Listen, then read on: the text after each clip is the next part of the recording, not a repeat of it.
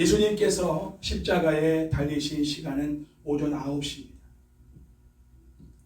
그리고 3시간이 지나서 12시가 되었습니다. 12시면 햇살이 가장 강력하게 비춰야 될 시간인데 하나님께서 하나님의 마음을 대변하시는 것처럼 하늘의 빛을 잃어버리고 어둠이 임하게 됐어요. 그 어둠이 3시간 동안을 지속합니다. 그리고 오후 3시가 되어 예수님이 숨을 거두게 되는 시간이죠. 예수님은 그 어둠이 임했던 12시부터 3시까지 침묵하셨습니다. 갖은 모욕과 조롱과 비웃음과 갖은 고통을 당하셨지만 한 말씀도 하시지 않았어요. 그리고 이제 오후 3시쯤 숨을 거두기 직전에 예수님이 7가지의 말씀을 하십니다. 그것을 십자가의 치료이다 이렇게 말씀하고 있고, 마가복음에서는 4번째 주님이 하신 말씀만 기록되어 있지만 누가복음과 요한복음 전체의 내용에서는 7가지 하신 말씀이 전부 다 기록되어 있습니다. 십자가에서 마지막 유언처럼 하셨던 그 7가지의 말씀이 현대를 사는 우리 그리스도인들에게 무슨 의미가 있는가를 살펴보면서 우리 삶 속에 적용하고, 또한 그 십자가의 사랑과 능력을 성령을 통해 경험하여 변화된 한 인생의 모습을 보면서 그의 고백이, 그의 증거가 우리의 고백과 증거가 되는 삶이 되고 변화된 삶이 되기를 축복합니다. 먼저 예수님이 십자가에서 제일 먼저 하셨던 말씀은 누가복음 23장 34절에 기록되어 있습니다. 제가 읽어보겠습니다. 이에 예수께서 이르시되 아버지 저들을 사하여 주옵소서. 자기들이 하는 일을 알지 못함이니이다 하시더라. 그들이 그의 옷을 나눠 제비 뽑을세. 아멘. 예수님은 십자가에 손과 발이 못 박힌 상태에서 운명하시기 직전에 제일 먼저 예수님을 십자가에 못 박고 조롱하고 비웃고 모욕을 주고 괴롭힌 그들을 향하여 저 무지한 영혼들을 하나님 불쌍히 여기시고 저들의 죄를 용서해 달라는 기도를 하나님 앞에 올려드리고 있습니다. 여기서 우리는 십자가에서 주님이 우리에게 주신 첫 번째 메시지를 알 수 있습니다. 그 메시지는 뭐냐? 따라서 해볼게요. 나의 죄를 용서해 주신 주님처럼, 나의 죄를 용서해 주는 주님처럼 내게 죄를 지은 자들을 용서해 주라. 내게 지은 자들의 죄를 용서해 주라. 예수님이 십자가에 못 박혀 죽으신 그 이유는 우리 죄 때문에 죽으신 것, 그리고 하나님께 그들의 죄를 용서해 달라고 요청했을 때 그 죄를 용서해 주신 대상 중에 우리도 포함되어 있습니다. 우리는 용서를 받은 죄인이에요.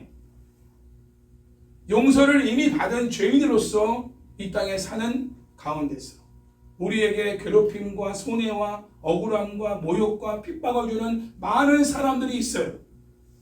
그들이 나에게 지은 죄에 대해서 용서해 주기를 주님이 우리에게 말씀하고 있습니다.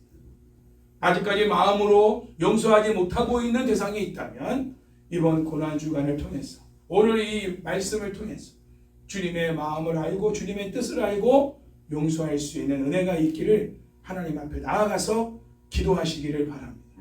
은혜가 없이는 용서할 수 없어요. 왜냐하면 의지적으로라도 용서를 해야 되는데 그 의지가 하나님이 주셔야 되거든요. 일단은 그가 돌아가신 분이라 할지라도 의지적으로라도 용서를 할 수 있어요.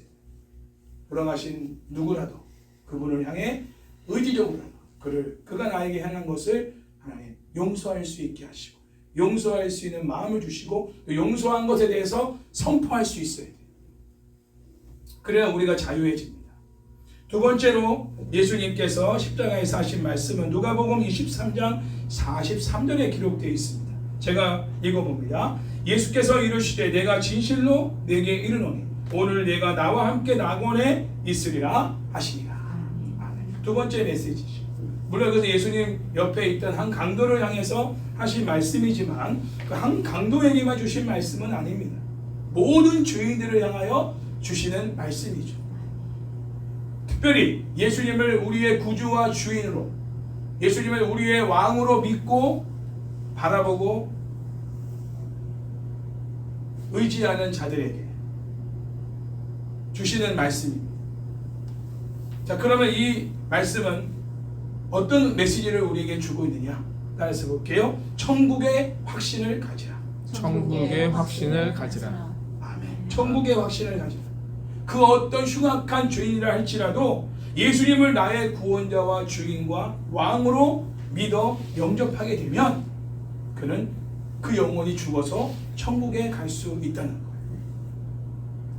이제 우리 자신뿐만 아니라 우리는 이미 죽어서도 영원히 천국에 갈 사람들입니다. 왜? 예수님을 그렇게 믿기 때문이죠.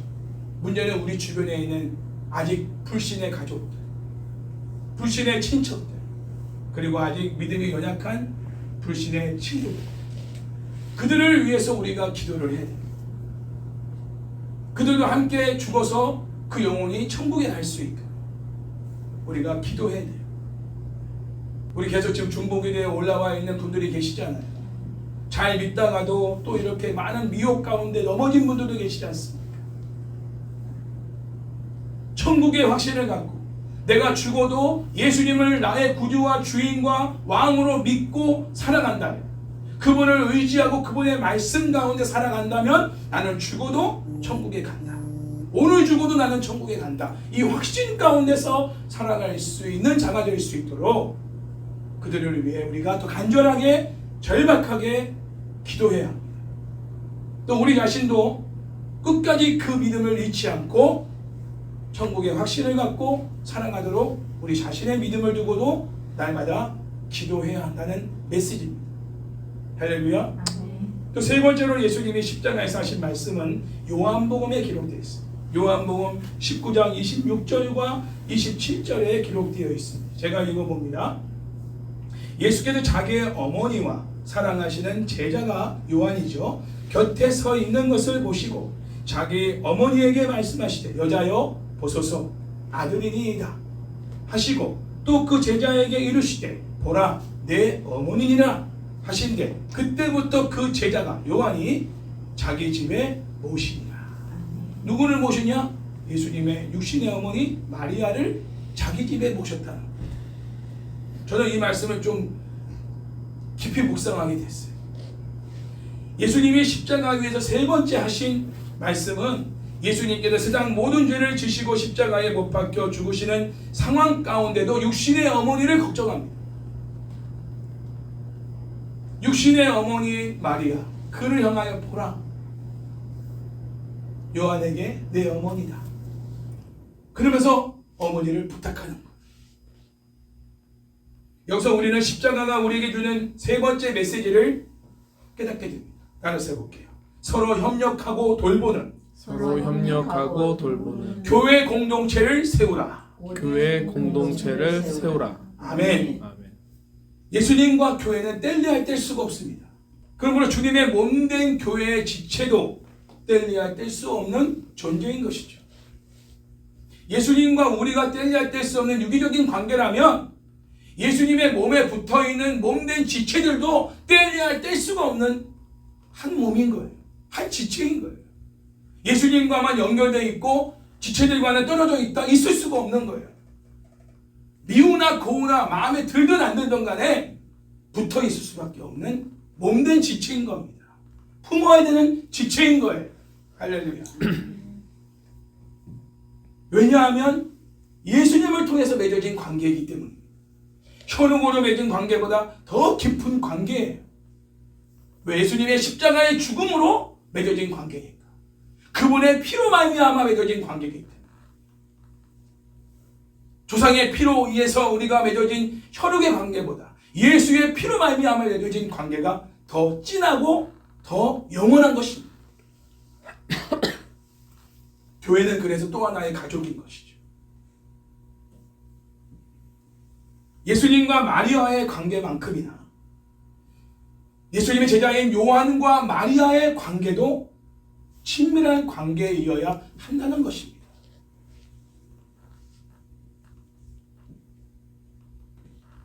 예수님의 말씀을 듣고 요한이 마리아를 자기 집에 모셨다.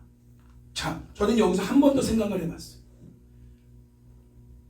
마리아는 예수님만의 아들이 있는 게 아니었어요. 마리아에게는 예수님 말고도 아들이 여러 명 있습니다. 그러면 마리아를 모실 자식들이 있는 거예요. 예수님이 아니라고 예수님의 어머니 마리아를 모실 자식이 없는 과부가 아니에요. 자식들이 있단 말이에요. 그런데 예수님은 동생들에게, 자기 친족인 신동생들에게 마리아를 부탁하지 않았어요. 제자인 요한에게 부탁했어요. 충격을 먹었어요. 여러분 생각해 보셨어요? 저는 이번에 설교 준비하면서 무슨 뜻인가? 이 부분을 주님께 물었어요.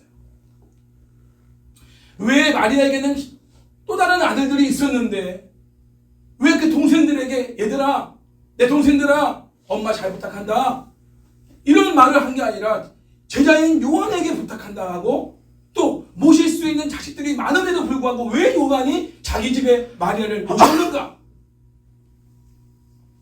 이게 교회예요.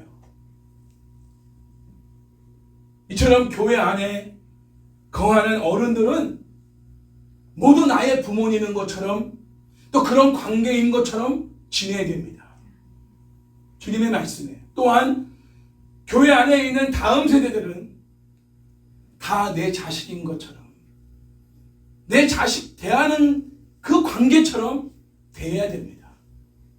그게 주님이 원하시는 교회 공동체의 모습이에요. 교회 안에서까지도 내 부모만 챙기고 내 자식만 챙기는 것은 옳지 않습니다.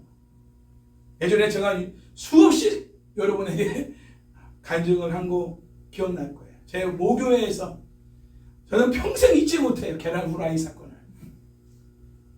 계란 후라이 수없이 들었죠?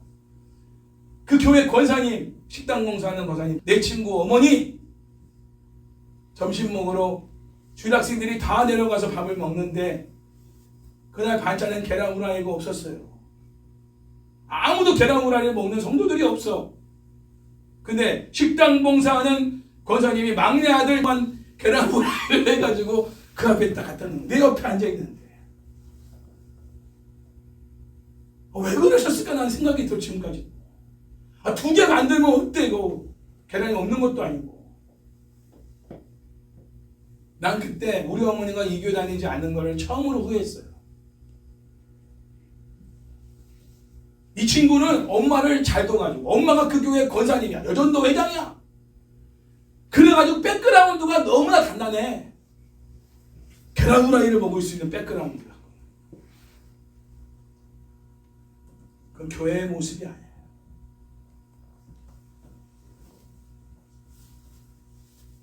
내 부모를 섬기듯이 교회 안에 어른들을 섬기고, 내 자녀들을 챙기듯이 교회 안에 있는 다음 세대 영혼들을 챙기라는 것이 주님이 원하시는 진정한 교회의 모습인 거예요.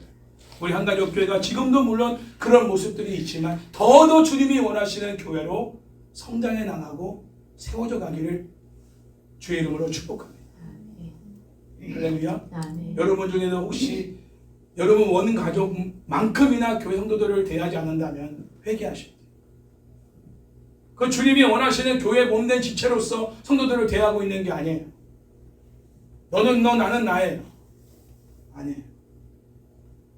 우리 자녀들이 저를, 사모님을 진정한 부모님으로 공경하듯이 김덕욱 권사님, 고집사 부부도 그런 분으로 대해야 돼요.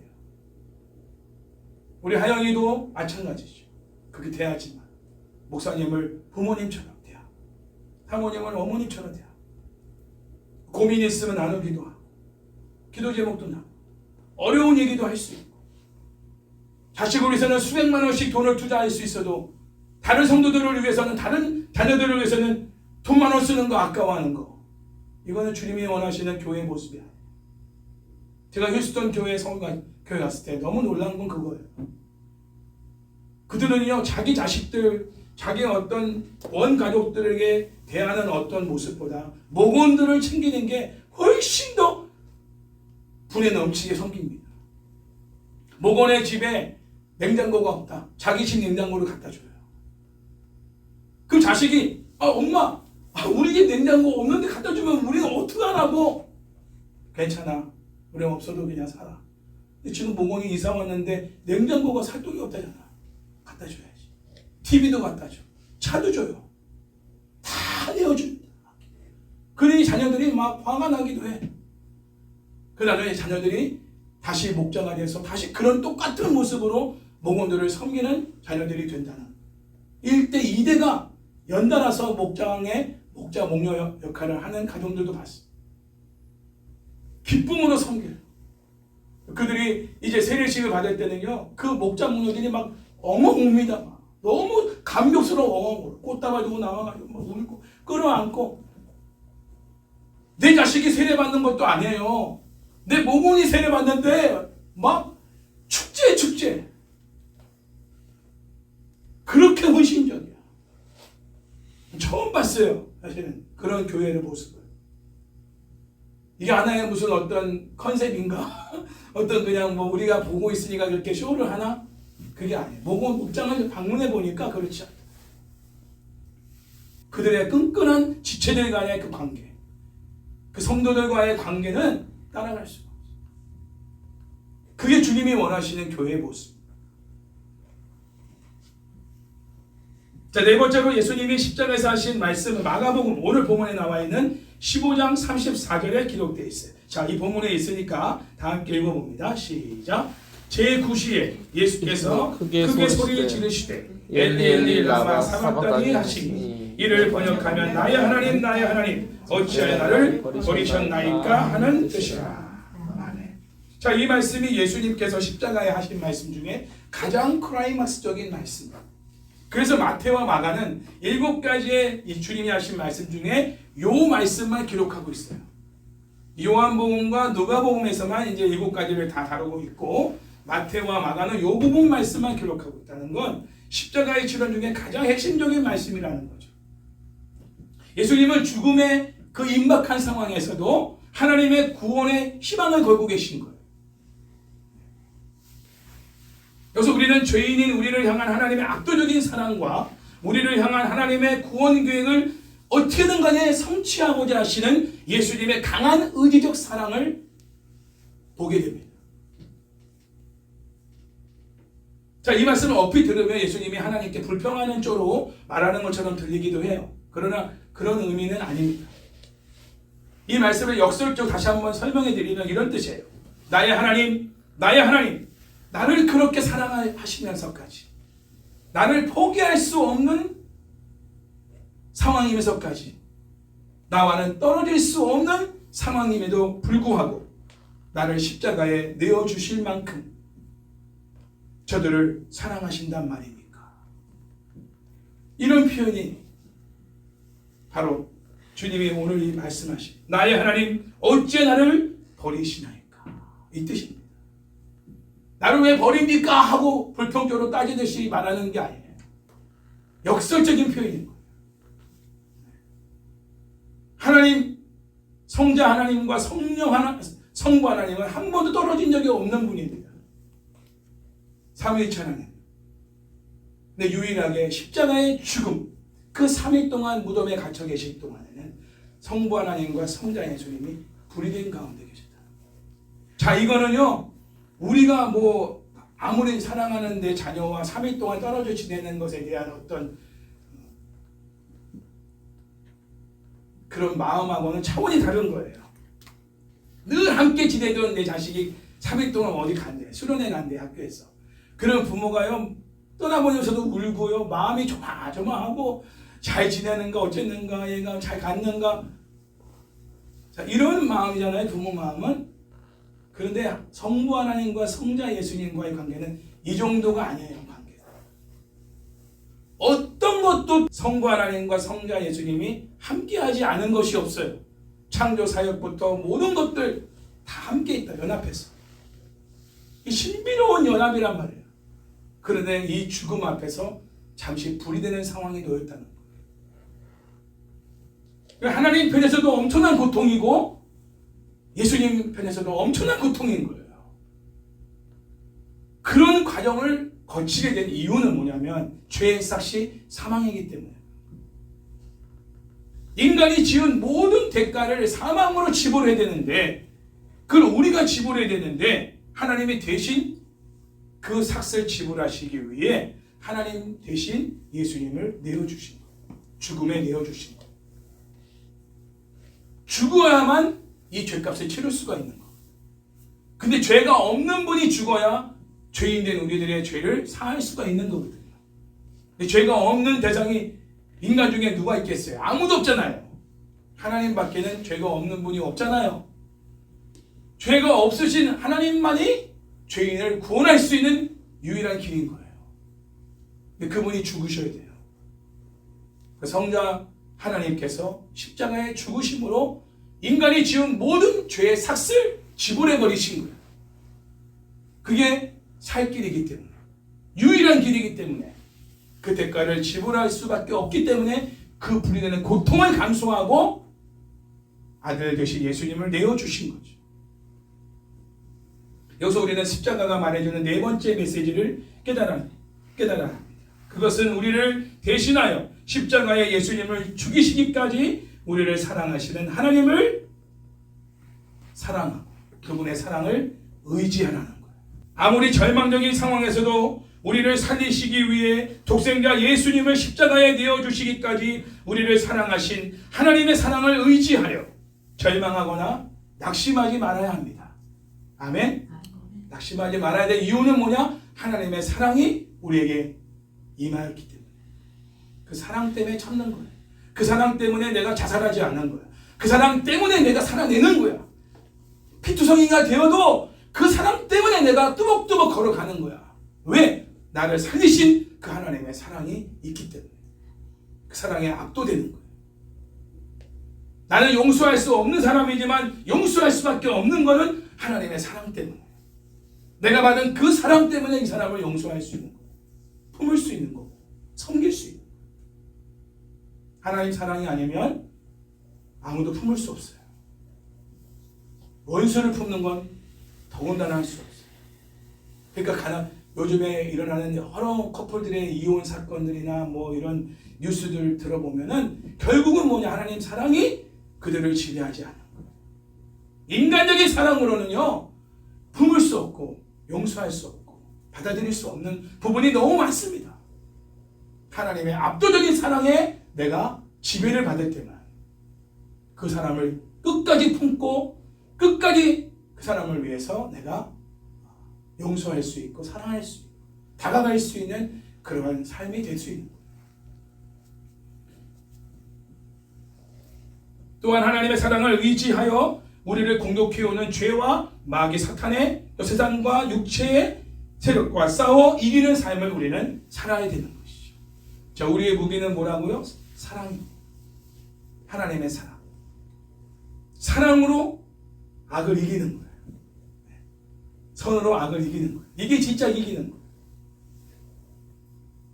제가 이번 주간에 차가 좀 에어컨이 안 나와가지고 스피드메이트에 갔어요. 컴포넌스가 나가버렸어요. 가스가 다 배출돼가지고 사모님이 더운데 에어컨이 안 나오니까 많이 힘들었어요. 오는 주에. 그러는 중에 그 5층에 사는 그 거사님 아들 내려오면서 나를 본 거예요. 나를 보고 인사하는 거예요.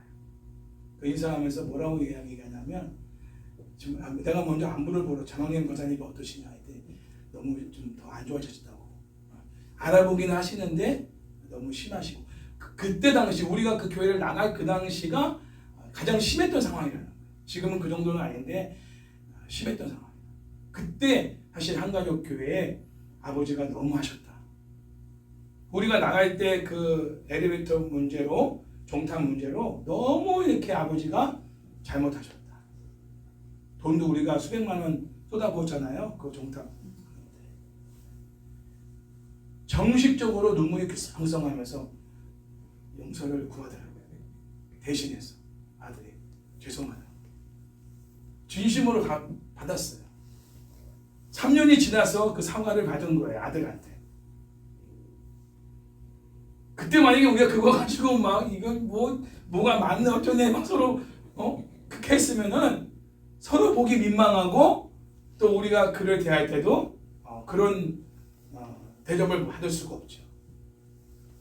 선으로 악을 이기는 사람만이 나중에 그 악을 나에게 행한 사람으로 통해서 용서를 또 친절을 다시 받게 되는 결과를 가져오는 거예요. 지금 당장은 힘들어요, 참기가. 그러나 그걸 참아내면 나중에 누가 승리하느냐? 참아낸 사람이 승리하게 돼 있다. 우리는 머리를 들고 다닐 수 있고 우리는 다닐 수 있어요. 거리낌 없이. 그러나 악을 행한 사람은 피해 다녀야 돼요. 도망 다녀야 돼요. 쳐다볼 수 없어요. 고개를 숙이고 피해 다녀야 돼요. 진정한 자유자는 선으로 악을 이긴 사람만이 진정한 자유를 이 땅에서 누릴 수 있는 거예요. 예수님의 네 번째 메시지입니다. 다섯 번째로 예수님이 십자가에서 하신 말씀은 요한복음 19장 28절에 기록되어 있습니다. 제가 읽어볼게요. 그 후에 예수께서 모든 일이 이미 이루어진 줄 아시고 성경을 응하게 하려 하사 이르시되 내가 목마르다 하시니. 아멘.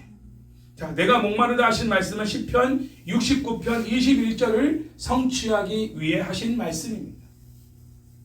예수님은 인간을 구원하시려는 하나님의 구속사역을 이루기 위한 거룩한 목마름이 있으셨어요. 갈증이 있으셨어요. 열정이 있으셨다. 냉랭함으로 그 사역을 감당하신 게 아니에요.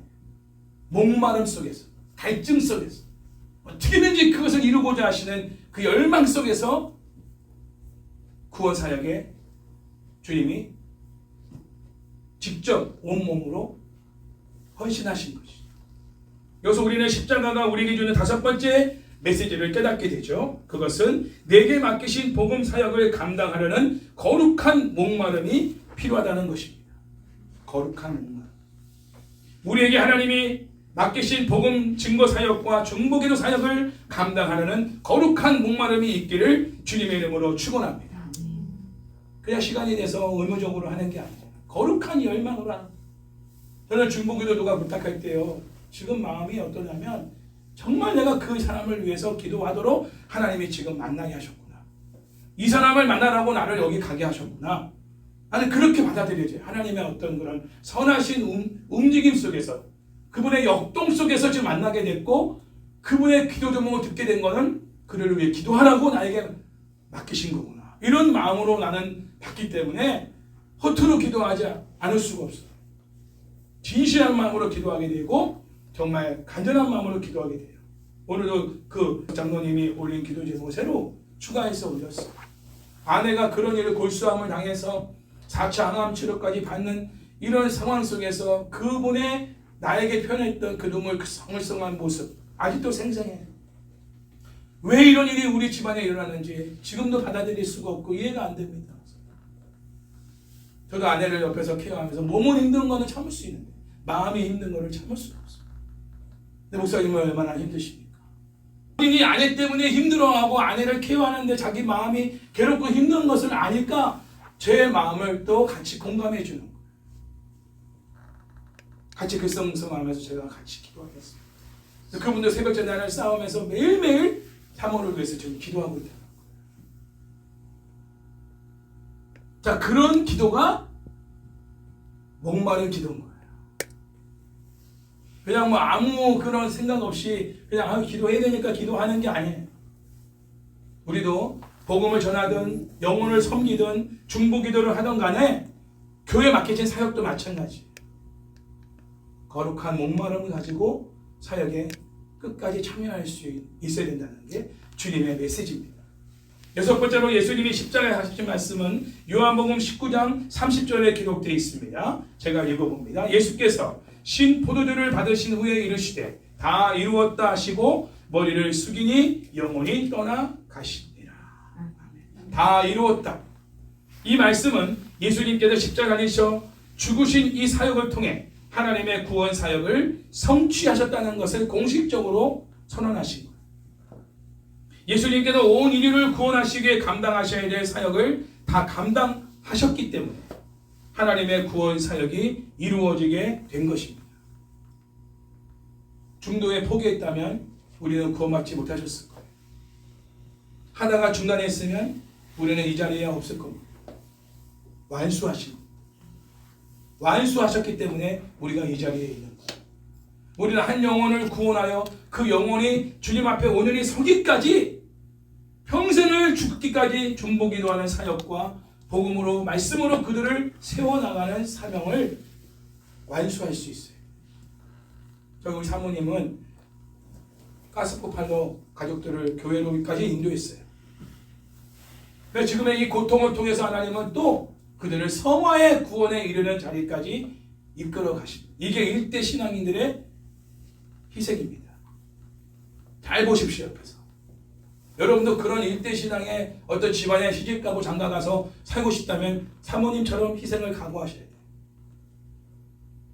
그렇지 못할 것 같으면 일대 신앙의 집안에 가서 내가 선교사로 그 집안에 들어가겠다는 생각을 아예 접으세요. 아무나 감당할 수 있는 사역이 아닙니다. 우리 할머니도 친할머니도 일대예요. 그 집안에 믿지 않는 집안에 시집갔어. 엄청난 희생을 지금까지 죽을 때까지 그 사명을 완수할 때까지 희생을 치러야 돼. 같이 있죠. 그러나 중간에 떨어져 나가는 사람도 많습니다. 그 사명 감당하지 못하고 도무지 못하겠다 해서 떠나보낸 사람도 많아요. 끝까지 완수할 수 있을 때 그 구원을 보게 되는 거예요. 여러분 집안에도 그런 사람들을 한 사람씩은 다 심어놨을 겁니다. 왜 또 이런 일이? 이게 좀 살 것 같은데. 이제 이 영혼이 잘 세워져가지고 이제 믿음 생활 잘하니 내 소원이 이루어졌구나. 이제 좀 편안하게 신앙생활을 있을 것 같은데 갑자기 뻥 터져버리는 거야. 사명 감당하는 거야. 네 사명은 끝나지 않았다. 죽기까지 이 사명을 완수하라. 각 가정마다 다 그런 역할들이 있어요. 하나님도 그 사명자예요. 동생을 위해서 기도하셔야지. 할렐루야. 네. 그러면 완수하면 반드시 그 구원의 열매를 봅니다. 포기하면 안 돼요. 자, 그래서 6번째 메시지는 뭐냐? 그것은 하나님께서 우리 각자에게 맡기신 복음 증거 사역과 중보금 사역을 주님이 부르실 그날까지 감당해야 한다. 완수하라. 이런 말씀입니다. 우리 자신이 숨을 거두는 그 순간까지 쓰임받기를 주 이름으로 축원합니다. 늘 말씀드리지만 녹수로 버려지는 인생이 되지 마십시오. 달아서 없어지는 인생이 되기를 축복합니다. 지우개를 다 써가지고 더 이상 쓸 수 없을 지경까지 하나님이 나를 들어 쓰시다가 너 이제 와야겠다. 할렐루야. 그러고 가야지. 쓰임받지 못하다가 그냥 빗물 맞아가지고 녹슬어가지고 버려버리는 인생이 되어버리면 얼마나 비참한 인생입니다. 이왕 우리가 예수 믿고 하나님께 붙들려 쓰임받는 인생이 된다면 달아 없어질 때까지 쓰임받다가 주님께 부르심받고 가는 게 최고의 축복이죠. 저는 제 목이 달아 더 이상 쓸 수 없을 때까지 저는 외치면서 복음 전하고 부르짖어 기도하다가 갈 거예요. 더 이상 쓸 수가 없는 상황이 되면 아마 제 목소리가 안 나오게 하실 겁니다. 그러나 하나님 제 목소리가 나오기까지는 저를 쓰시겠죠. 할렐루야. 마지막 7번째, 예수님 십자가에서 하신 말씀 누가복음 23장 46절에 기록되어 있어요. 제가 읽어봅니다. 예수께서 큰 소리로 불러 이르시되 아버지 내 영혼을 아버지 손에 부탁하나이다 하고 이 말씀을 하신 후 숨지시니라. 아멘. 예수님은 온 인류를 구원하기 위한 하나님의 맡기신 사역을 다 마치신 후 마지막 예수님의 영혼을 아버지께 맡겨드립니다. 여기서 우리가 십자가에서 주는 7번째 메시지를 깨닫게 됩니다. 그것은 숨을 거두는 순간에 우리의 영혼을 하나님께 맡기는 삶을 살아야 한다는 것이죠. 어떤 사람들은 평소에 하나님을 잘 믿는 사람처럼 보이다가도 죽음의 문턱에 딱 오면 믿음이 흔들리는 사람들이 있어요. 갑자기 암송물을 받았다든지 갑자기 시한부 인생이 됐다든지 갑자기 죽음을 임박한 상황이 됐을 때 믿음이 흔들려 버리고 하나님 존재를 부인해 버리는 사람들이 있습니다.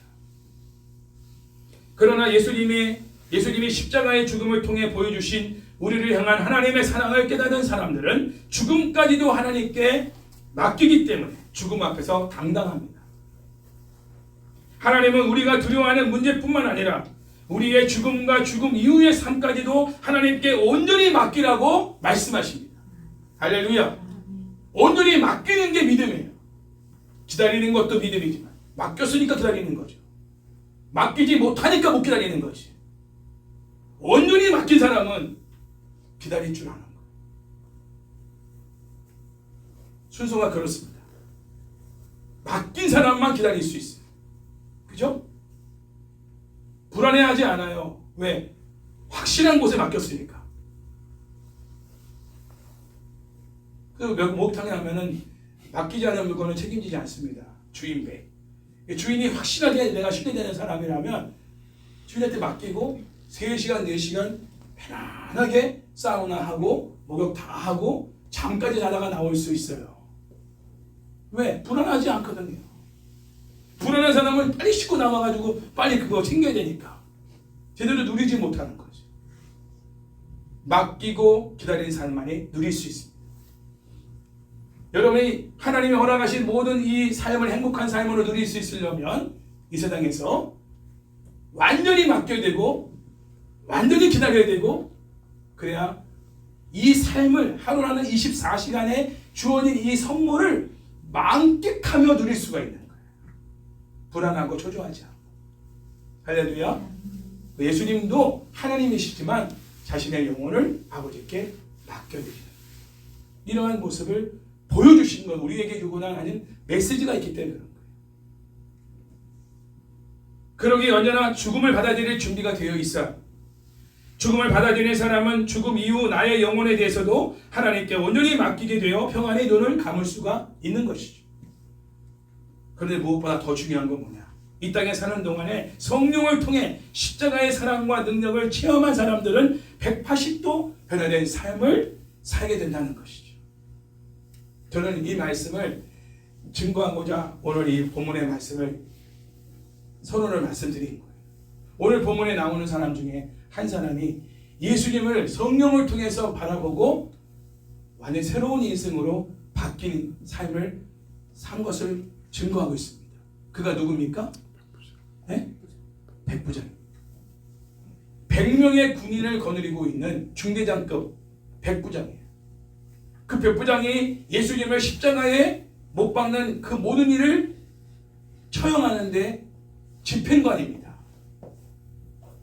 그런데 예수님의 십자가에서 딱 숨을 거두는 그 순간 그 광경을 보면서 눈이 떠진 거예요. 하나님의 은혜죠. 이방인입니다. 하나님의 성령을 통해 그의 눈을 뜨게 하면서 초라하게 숨을 거둔 비참한 죄인의 한 사람의 모습으로 주님을 바라본 게 아니라 지금 이 순간에는 진정 그는 하나님의 아들이었도다. 하나님의 아들 메시아로 바라보게 된 거예요. 집행하는 과정 속에서는 죄인 중에 한 사람으로서 예수님을 바라보고 집행을 한 거예요. 처형을 집행한 겁니다. 그때까지는 계속해서 그를 주님을 바라볼 때 그런 눈빛을 바라본 거죠. 자기 할 일을 하는 거예요. 집행관으로서. 로마의 군인으로서. 그런데 하나님의 은혜가 임하니까 예수님을 하나님의 아들로 고백하여. 그 전에 일어난 일이 뭐냐면 성전의 휘장이 위에서 아래로 찢어진 겁니다. 그것은 하나님께서 모든 죄인들이 하나님께로 나올 수 있는 길을 열어주신 거죠. 하늘의 길을 열어주신 거야. 바로 예수님의 십자가의 죽음의 의미가 뭐냐? 하나님께 나아갈 길을 열어주신 거죠. 비상구를 열어주신 거예요. 비상구. 바로 예수님의 십자가의 죽음을 통해 모든 죄인들이 이방인이나 유대인이나 할 것 없이 예수님을 나의 구주와 주인으로 왕으로 믿고 의지하는 사람들은 누구든지 하나님 앞에 나올 수 있는 길을 터주신 그 사건이 그 상징적으로 휘장이 쫙 위에서 아래로 찢어진 사건이에요. 그 이후에 또 같은 시간대 그 일이 성전에서 일어난 것이고 집행되는 그 골고다 언덕 꼭대기에서는 백부장이 예수님을 하나님의 아들로 고백하는 역사가 일어나게 된 것이죠. 그래서 제가 십자가의 사랑과 능력을 체험하지 않는 사람들은 예수님을 하나님의 아들로 고백하며 예수님을 그렇게 신뢰할 수가 없다는 것입니다.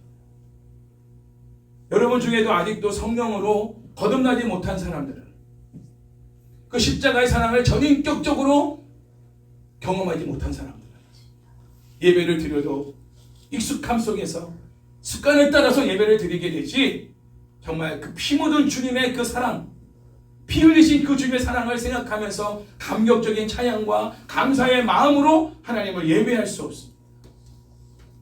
형식적인 예배자밖에 될 수 없습니다. 종교인밖에 안 돼요. 이 십자가의 사랑과 능력을 성령을 통해 경험하여 180도 변화된 삶을 살아가지 않은 사람들은, 교회에서 봉사를 그런 사람들이 하게 되면 자기 의만 쌓아가는, 자랑질만 하고, 그런 사람들이 교회의 중직자가 되어버리면 교회가 오히려 분란이 일어나고 교회가 다툼이 일어나서 갈라지는 거예요.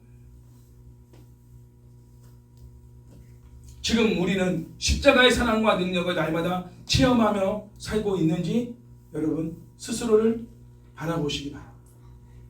날마다 십자가에서 보여진 하나님의 사랑을 의지하며 아버지이신 하나님 앞에 나아가 예수님의 이름으로 간구할 때 하나님은 우리의 작은 신음소리까지도 세밀하게 들으시고 응답해 주시는 거예요. 날마다 십자가의 사랑을 체험하며 사는 사람들은 더 이상 하나님을 무섭고 두려운 눈으로 바라보지 않습니다. 나의 있는 모습 그대로를 사랑하시고 나의 모든 죄와 허물을 용서하시며 나를 통해 나를 품에 안아주시는 따뜻한 아버지의 모습으로 하나님을 바라보게 되죠. 그래서 내가 실수하고 죄를 범했을 때도 언제든지 하나님 아버지 앞에 나아가 나의 실수와 죄를 고백하고 용서를 구할 수 있는 용기가 생기는 거예요. 정말 나를 사랑하시는 그 하나님의 사랑을 100% 신뢰하기 때문에 하나님의 사랑에 대한 신뢰가 우리의 삶을 강하고 담대하게 하며 풍요롭게 하는 것입니다. 더 나아가 내 안에 존재하고 있는 상실감, 열등감, 우울감, 실망감, 불안감까지도 나를 향한 하나님의 압도적인 그 사랑을 100% 신뢰하는 가운데 치유되고 회복되는 것이죠. 요즘에 공황장애를 앓는 분들이 많아요. 저도 마찬가지였지만 하나님의 사랑을 확신할 때 치유와 회복을 경험할 수 있어요. 이러한 삶의 변화는 성령을 통해 십자가의 사랑과 능력을 체험할 때만 일어날 수 있습니다. 예수님의 십자가 처형을 집행하던 로마 장교인 백부장이 성령을 통해 십자가의 사랑과 능력을 체험하게 되자 그의 입으로 이런 고백을 하죠. 이 사람은 진실로 하나님의 아들이었다. 성령을 통해 십자가의 사랑과 능력을 체험한 사람만이 목에 칼이 들어와도 예수님은 나의 구주이십니다. 예수님만이 나의 주인이십니다. 예수님만이 하나님께로 나를 인도해 줄 수 있는 유일한 분입니다. 예수님만이 부활이요 생명 되십니다. 저는 죽어도 예수님을 포기할 수 없습니다. 저의 남은 생애를 예수님께 걸겠습니다. 이런 고백과 함께 이런 삶을 살아가는 사람, 진짜 성령을 통해서 회심한 사람들만 가능해요. 저도 홍익 교수님의 복음과 율법을 통해서 복음을 깨닫고 회심하고 나서 내 인생을 복음에 걸었던 그때가 25살이었어요. 내 인생을 복음에 걸고 지금까지 복음 증거의 삶을 살아오고 있는 것은 회심한 결과입니다.